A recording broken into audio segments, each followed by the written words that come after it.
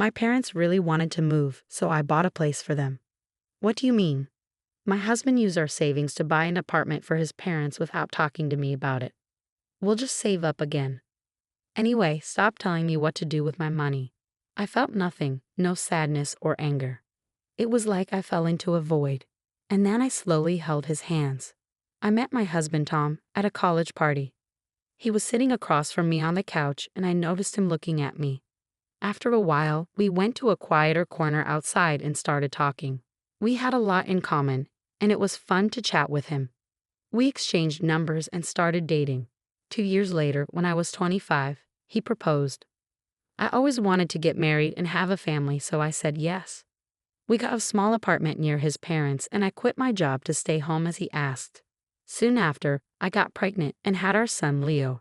Around that time, my in-laws started inviting us over a lot. They never asked me directly but would tell Tom to ask me. I knew they wanted to see their grandson. They loved Leo and bought him toys. Leo, who was very attached to me, got used to them quickly, but every time I was at their house, I felt uncomfortable. Maria, if you're too busy with housework, you don't need to come over. We're fine with just Tom and Leo. I felt out of place. It seemed like they didn't want me there. Leo was still little and would cry if I wasn't around.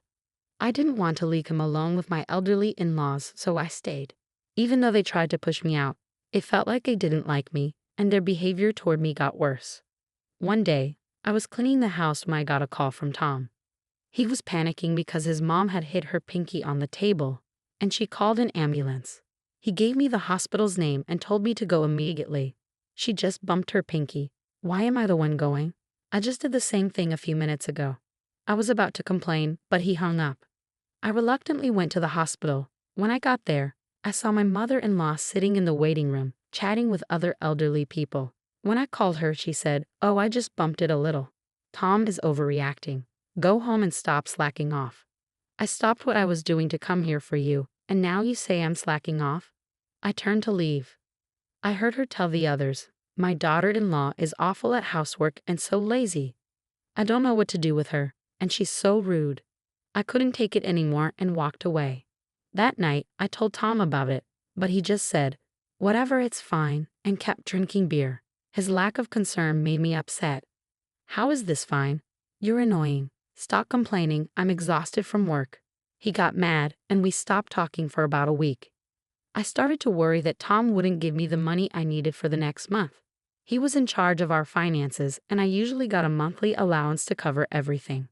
If he didn't give it to me, I wouldn't be able to manage. I was so worried that I apologized to him. He accepted it, and we went back to our usual life like nothing happened. Who knew something bigger was coming? Tom dropped a bomb on me just 3 days after we made up. His mom was having trouble walking, so we were supposed to move in with them. I, of course, refused. I plan to go back to work once Leo starts middle school. I can't keep taking care of her. "Well, then we'll get a divorce. You're a stay-at-home mom, so you won't be able to support Leo. I'll take custody." I didn't know how to respond. The truth was, I didn't have a job or the means to support him. Even if I found one, where would I leave Leo? My parents lived with my brother, his wife, and their 5 kids. I couldn't ask them to take on more. So I had no choice but to accept his demand again. We were supposed to break the lease on our apartment and move in with his parents at the end of the month. On moving day, his parents happily welcomed Tom and Leo, but they treated me differently, telling me the house rules and making sure I asked for permission to go out. It didn't feel welcoming at all. Since then, their treatment of me only got worse. One day, I came back from grocery shopping just before noon. I saw pizza boxes on the kitchen counter, and it seemed like they had just finished eating. I clearly told them when I left, "I'll make lunch, so please wait for me." "Oh, Maria, we were craving pizza, so we ordered. We left some for you on the dining table." "Thanks." I went to the dining room and opened the box. There was one piece of pizza. I felt frustrated to be left out again. The piece wasn't even whole, with a chunk missing. It looked like Leo had taken a bite. I didn't even get a full slice. I felt like Leo was mocking me, and my eyes started to tear up. Another time, it started raining while I was out. I'd left our sneakers in the sun, so I rushed back home. When I arrived, I found my mother-in-law had taken Tom and Leo's sneakers inside but left mine in the rain. Tom and my father-in-law acted like they didn't notice. At mealtimes, if I served a big plate to share, they would immediately take everything, leaving me nothing. So I started serving them smaller portions, but they complained it was too little. That's how things went. In the end, I kept my portion on the side and ate it after they were done. I tried so hard to keep my cool, but eventually I couldn't take it anymore. I was about to beg Tom to move out when, "Hey, I bought a new apartment. Let's go see it. You'll love it." I was shocked. We never talked about this, and where did the money come from? He rushed me to go with him. The apartment was a brand new building in the center of town, near a mall, school, and post office. The apartment was huge, bright, and had a great view. It seemed almost perfect. Just as I was about to ask about the important details, he said, "My parents really wanted to live here, so I bought it with the money from selling their house and our savings. Isn't it amazing?" What? What did he just say? He spent all the savings that were meant for Leo's education and our future retirement on this? How is that amazing? How could you be so selfish? Please cancel the contract. I was in complete panic and begged him to cancel. We'll just save again. You don't get to tell me what to do with my money. A housewife has no say. He snapped at me. You told me to quit my job and stay home. The word divorce hit me like a lightning bolt, and I ran out of the apartment. When I got home, my father-in-law was watching TV, and my mother-in-law was on the phone. I quickly gathered what I needed, packed a bag, and left a note that said, "Let's divorce," with my wedding ring on a desk. I rushed out of the house, holding Leo, who was half asleep. "Let's get a room at a motel for now." We wandered the streets, not knowing what to do next. Then I heard a woman's voice calling my name. "Maria, is that you?" Oh my God, is it? I turned around and instantly recognized her. "It's me, Amy. Remember me? It's been so long." She was a friend from high school. We had kept in touch for a while after graduation, but eventually drifted apart. She had divorced her cheating husband and moved back to our hometown last year.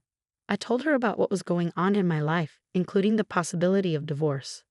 She was smart and said, "I know the best divorce lawyer. I'll give you his contact."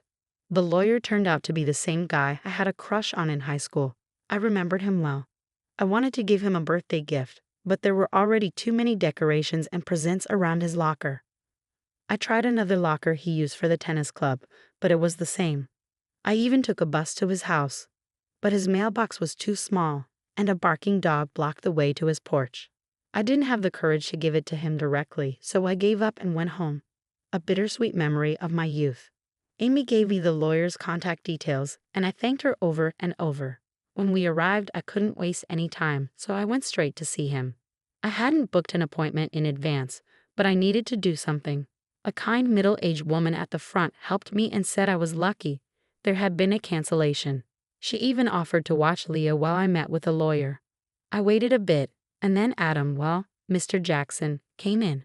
He was handsome back then, but he had only gotten more attractive with age. His face was still striking, and his body was well-toned. The way he wore his suit was incredible. Compared to him, Tom looked like a mess. "Thanks for waiting. I'm Adam Jackson. Nice to meet you," he said as he handed me his business card. I did the same, but I noticed my voice was shaking. "I'm sorry for showing up without an appointment," I said, and then explained the reason for my visit. He started asking me questions, but I could barely focus. His looks were distracting, and his voice was like a beautiful tenor. As I listened to him, I couldn't help but imagine him getting better with age, like George Clooney. We were in the office for about an hour and a half. It was the happiest time I had in a long while. I thanked Adam and the woman profusely before leaving. Leo had been good throughout the meeting, and I promised myself I would stay strong for him. While I got temporary custody, Adam continued negotiations with Tom. Of course, Tom wasn't easy to deal with.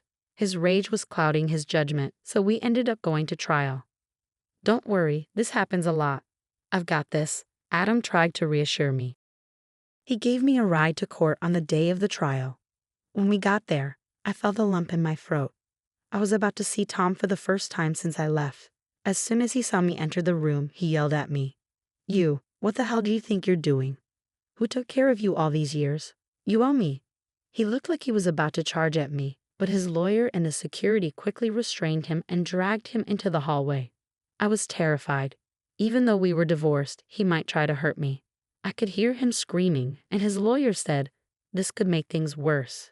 The police might get involved. Then it went quiet. We went through the hearing without any more issues. Afterward, Leo and I were offered to stay with Amy's parents. They ran a local diner and hired me as a waitress out of kindness. They also had an unused trailer in their backyard and offered it to us to stay in. One night, I don't know how they found out, but Tom's parents showed up at the house. They tried to cross the yard toward our trailer, but Amy's parents stopped them. "Hey, come out, you coward. Give us Leo," I heard them shouting. Amy signaled me to hide and went outside to deal with them.